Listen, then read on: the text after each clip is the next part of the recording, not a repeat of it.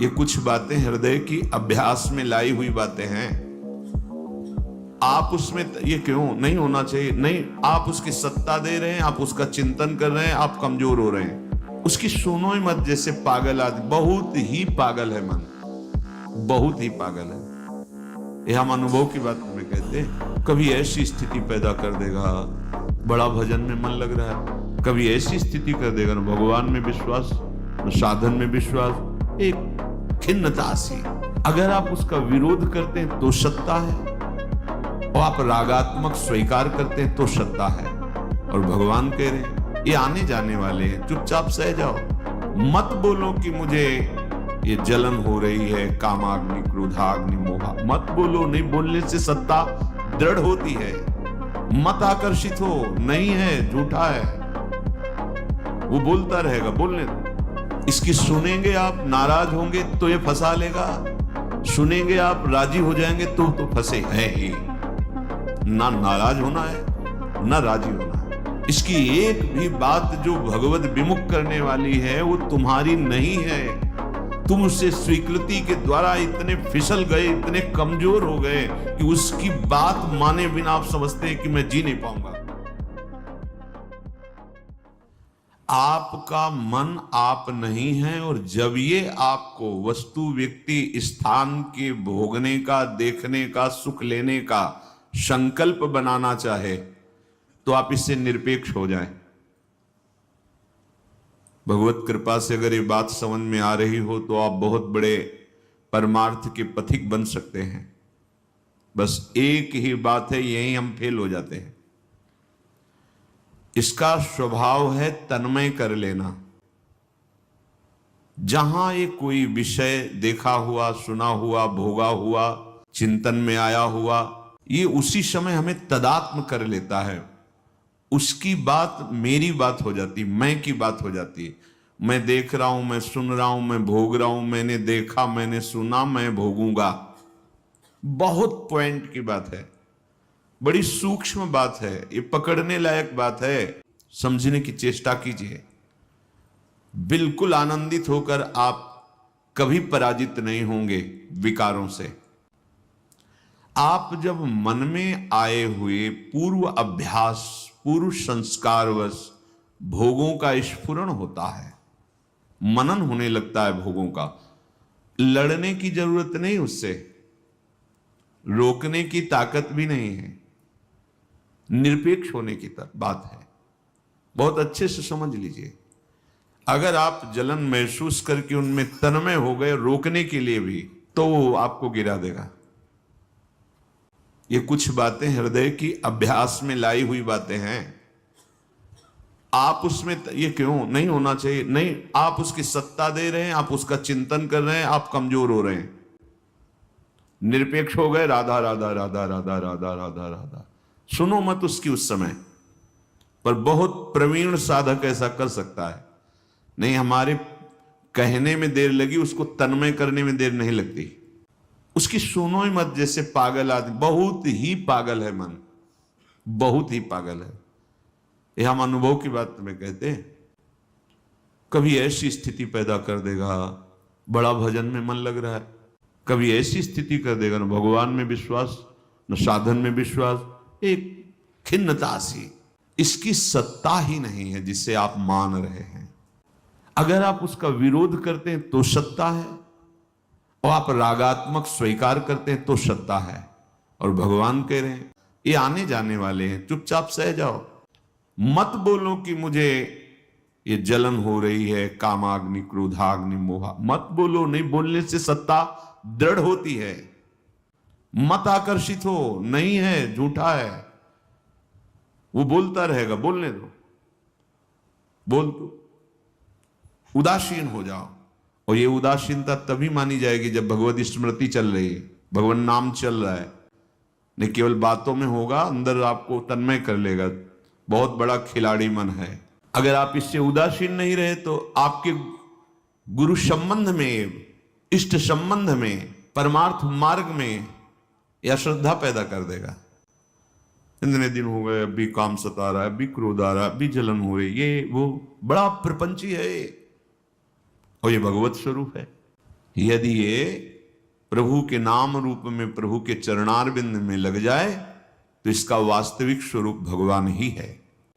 इंद्रियाणाम मनुष्यास्म, भगवान बोलते मैं हूं, बस अभी सुधारना है। इसकी सुनेंगे आप, नाराज होंगे तो ये फंसा लेगा, सुनेंगे आप, राजी हो जाएंगे तो फंसे हैं ही।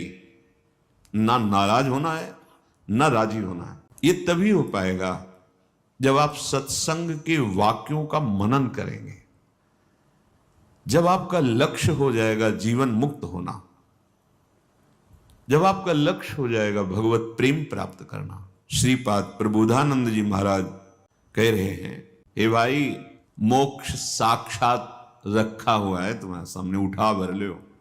अर्थात तुम्हें मुक्त होना नहीं है, तुम्हें कभी कोई बांध ही नहीं सकता। तुमने पकड़ रखा है, तुम्हें किसी ने नहीं पकड़ा है, तुमने पकड़ रखा है। देखो, तुमने मन को अपना मैं मान लिया, बुद्धि को मान लिया, इंद्रियों को मान लिया, भोगों में सुख, ये आपकी है, आपकी गलती है। आप अभी नकारिए, नहीं नहीं नहीं, अभी आप ऊंचे चढ़ते चले जाएंगे। सत्य मानिए, जिसे तुम सुख समझते हो, जब थोड़ा सा भगवदानंद स्फुरित होगा तो तुम्हें भयावह लगने लगेगा। वो करोड़ों नरकों से भी भयावनी भद्दी बात लगेगी। ये विषय सुख, विषय वार्ता घृणास्पद है। कब? जब भगवदानंद की स्फूर्ति होगी। तब तक बात मान के चल दो तो अनुभव आगे हो जाएगा। आप उस असत मन की बातों को, चेष्टाओं को सत्य मान रहे हैं। आप इतने तन्मय हैं शरीर में कि इसी को मैं मान करके कैसे मुक्त कौन होगा? आप तो शरीर को पकड़े, मैं। आप इंद्रियों से भोगे हुए विषय, कभी भोगते समय चिंतन करो कि अन्न आहार है प्राणों का, रसेंद्री इसका स्वाद ले रही है और मैं तो इसका दृष्टा मात्र हूं। फिर इस शरीर का एक प्रारब्ध रचा गया है, प्रारब्ध से आज इसको अच्छा मिला है, कोई हर्ष नहीं। आज सूखा मिला है, कोई शोक नहीं। आज मिला ही नहीं है, कोई शोक नहीं। इस शरीर का प्रारब्ध है। विवेक के द्वारा चिंतन किया जाता है। हर्षित होकर, कामना कर, सुखास्पद भाव रख करके किसी भी इंद्रिय के भोग में आप फंसते चले जाएंगे। फंसने का तात्पर्य है आपका अंदर का चिंतन उसी का होगा। आप देख लो अनुभव करके, बहुत बहुत सुलझ करके हमारी बात जो हृदय की है उसे समझो। एकमात्र मन से निरपेक्ष होना है। इसकी एक भी बात जो भगवत विमुख करने वाली है वो तुम्हारी नहीं है। तुम उसे स्वीकृति के द्वारा इतने फिसल गए, इतने कमजोर हो गए कि उसकी बात माने बिना आप समझते हैं कि मैं जी नहीं पाऊंगा। यही भारी बंधन है, ना होते हुए भी साक्षात विमुक्ति। बोले मुक्ति तो हमें नहीं चाहिए। एक बात अच्छे से समझ लो, मुक्ति का तात्पर्य ही है, जिसे कहा जाता है कि मुझे मोक्ष नहीं चाहिए, उस मोक्ष सुख को लेकर के है कि मुझे सेवा सुख चाहिए। पर अगर मोक्ष मुक्ति की बात, तो देखो महाप्रभु हरिवंश चंद्रजू जिस जहां कह रहे हैं मुझे कैवल्य पद से भय लगता है, वहीं मुक्त होने की बात कह रहे हैं। दूरादपास्य स्वजनान, मुक्त होइए। परिवार के शरीर संबंध राग से मुक्त होइए। धन के द्वारा प्राप्त होने वाले सुखों के प्रति सुखद भावना त्याग कीजिए, मुक्त होइए इससे। उत्तम उत्तम साधनाओं का फल और साधनाएं, मुक्त होइए इससे। फिर क्या मिलेगा? स्वामिनी जी के चरणारविंद मिल जाएंगे। मुक्त हो, परिवार के राग से मुक्त हो, धन के अभिमान से, धन के भोग से मुक्त हो, साधन सुख से भी मुक्त हो। तब महाप्रेम रस सांद्रानंद घन प्रेम मूर्ति किशोरी, इनके चरणों का सानिध्य मिल जाएगा। अगर हम द्वंद्वों में हैं तो हम कैसे प्रेमी हो जाएंगे? देखो, मुक्त होने की जो दशा बताई गई है कि शत्रु में, मित्र में, मान में, अपमान में, स्तुति में, निंदा में, वो जीवन मुक्त महापुरुष समान होता है। जीवन मुक्त महापुरुष की स्थिति है। तब प्रेम रस की बात कही है। प्रेमी जनों के संग से फिर नित एक धर्म संग रंग बढ़त नित नित सरस, नित नित प्रेम अभंग। अब उस अभंग प्रेम में निरखत नित्य विहार, पुलकित तन रोमावली, आनंद नयन सुधार, यह जो कृपा हरिवंश की। त्रपित न मानत नयन, कुंजरंध्र अवलोकितन, यह सुख कहत बनयन, यह जो कृपा हरिवंश की। कोई भी द्वंद्व आपको विक्षेप न पहुंचा पावे, कोई भी भोग आकर्षण न पैदा कर पावे, कोई भी दुख आपको विचलित न कर पावे, इसके ऊपर फिर दास सख्य वात्सल्य कांता सहचरी, जिसे श्रुतैर मृग्यम वेद खोज रहे नेति नेति कह के, वही परम रस प्रिया प्रीतम यहां साक्षात विराजमान है। बस देख लो। बोले हमें तो नहीं दिखाई दे रहे। लाडली की चरणारविंद की शरणागति हृदय में स्वीकार करके एक भरोसो एक बल एक आस विश्वास, अभी देखो आपको दिखाई देंगे। यही युगल सरकार करुणा करके बिहरते हुए। विश्व में महाभाग्यशाली वही है, उसी का जीवन जीवन है, जिसने निश्चय कर लिया कि अब जथालाभ संतोष स्थिति से रहूंगा और निरंतर सच्चिदानंद प्रभु में अपनी संपूर्ण वृत्तियों को समर्पित करूंगा।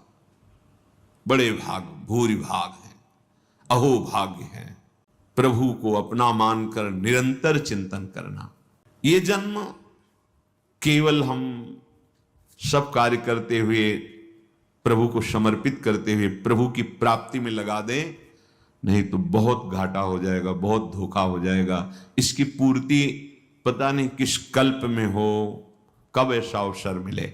तुम इतने भूल भुलैया में फंस गए हो कि ये बाह्य मायाकृत सामग्री, मायाकृत शरीरों को अपना लक्ष्य बना रहे हो।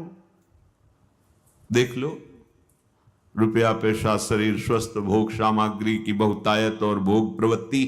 तुम्हें कभी ये प्रश्न नहीं उठता हृदय में कि मैं कौन हूं, मुझे कहां जाना है, क्या करना है, ये सब क्या है? कभी प्रश्न उठता है हृदय में, जिज्ञासा होती है? नहीं, क्योंकि तुम्हारी बुद्धि शरीरों की ममता और भोगों की आसक्ति से युक्त हो गई, इसलिए प्रश्न नहीं उठता। नहीं, हाय हाय मच जाता है हृदय में। अब तो बस जो सत्य वस्तु शास्त्रों में लिखी हुई है, जो गुरुजनों ने प्राप्त किया, मुझे वही प्राप्त करना है।